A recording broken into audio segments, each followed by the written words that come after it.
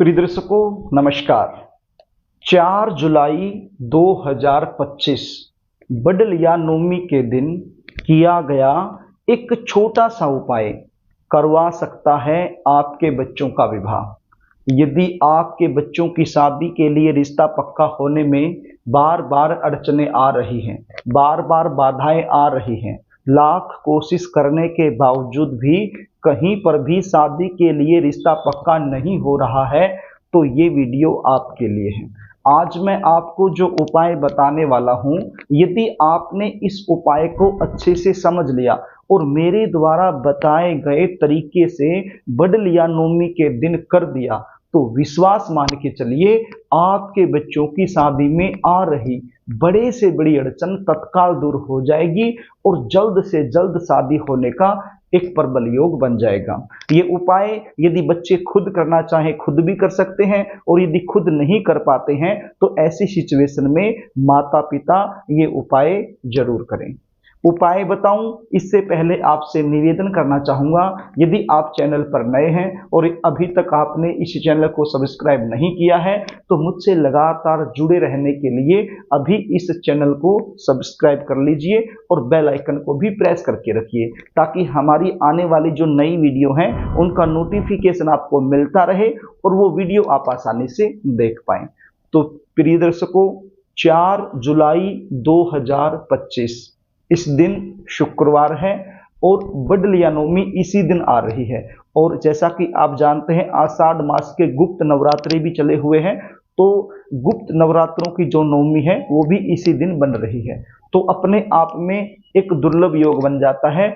ऐसे दुर्लभ योग में ये जो उपाय मैं बता रहा हूं, ये उपाय आपने जरूर करना है। सुबह से लेकर शाम तक किसी भी समय आप ये उपाय कर सकते हो, या तो सुबह के समय कर दीजिए या शाम के समय कर दीजिए, वो आपकी मर्जी है।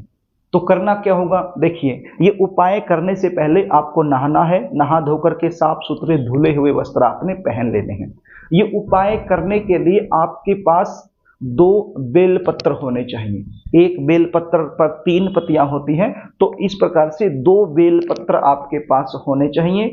और एक स्टील का लोटा आप ले लीजिए। स्टील के लोटे में सबसे पहले थोड़ा सा गंगा जल आप डाल लीजिए। क्या डालना है? थोड़ा सा गंगा जल, यदि आपके घर में अवेलेबल है तो आप डाल लीजिए। थोड़ा सा गंगा जल डाल लीजिए। उसके बाद इसको दूध से भर लीजिए। देखिए, लोटा किस चीज का लेना है, कौन सी धातु का लेना है? स्टील का। यहां पर तांबे का लोटा मत लीजिए। पीतल का ले सकते हो, नो प्रॉब्लम। सिल्वर का भी ले सकते हो, नो प्रॉब्लम।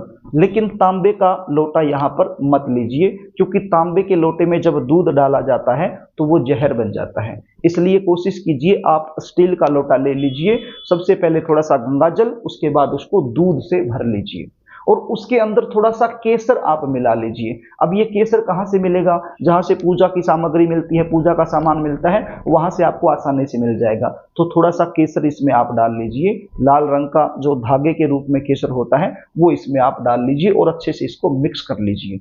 अब ये लोटा और 2 बेलपत्र, ये दोनों चीजें लेकर शिव मंदिर में चले जाइए। शिव मंदिर यानी शंकर भगवान का मंदिर हर जगह पर मिल जाता है, हर मोहल्ले में मिल जाता है, हर कॉलोनी में मिल जाता है, हर गांव में मिल जाता है।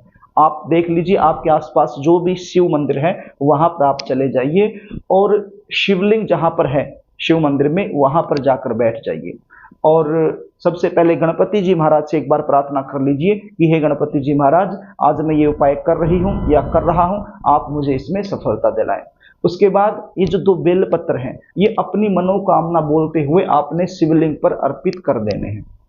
अपनी मनोकामना बोलते हुए, मान लीजिए आप बच्चे हो तो अपनी जल्दी शादी होने के लिए मनोकामना आप कर लीजिए और रख दीजिए। और यदि आप माता पिता हैं तो आप अपने बच्चे का नाम बोल लीजिए, आप अपने बच्चे का जो गोत्र है वो बोल लीजिए, चाहे लड़का हो या लड़की हो, आपका बेटा है या बेटी है, जिसकी भी शादी में देरी हो रही है उसका नाम आपने बोल देना है और साथ में मनोकामना बोल देनी है कि मैं उसकी जल्दी शादी होने के लिए ये उपाय कर रही हूँ या कर रहा हूँ। तो आपने दोनों बेलपत्र शिवलिंग पर अर्पित कर देने हैं। उसके बाद ये जो दूध का लोटा है इसकी आपने धार लगानी है बेलपत्र के ऊपर, यानी शिवलिंग पे अर्पित कर देना है। शिवलिंग पर आपने बेलपत्र रखे हुए हैं, अब आप शिवलिंग पर ये धार लगाओगे तो बेलपत्र के ऊपर गिरेगी, तो इसी प्रकार से बेलपत्र के ऊपर आपने ये धार लगा देनी है और अपनी मनोकामना बार बार आपने बोलते रहना है। उसके बाद वहीं पर बैठ करके आपने एक मंत्र का जाप करना है। मंत्र क्या है? ओम गौरी शंकराय नमः। ओम गौरी शंकराय नमः, इस मंत्र का जाप करना है। देखिए यहाँ पर मैं आपको कहूँगा आप 108 बार इस मंत्र का जाप कर दीजिए, और यदि 108 बार नहीं कर पाते हैं, इतना समय आपके पास नहीं है, आप मंदिर में इतना समय नहीं दे पाएंगे, तो फिर कम से कम 21 बार इसको कर लीजिए।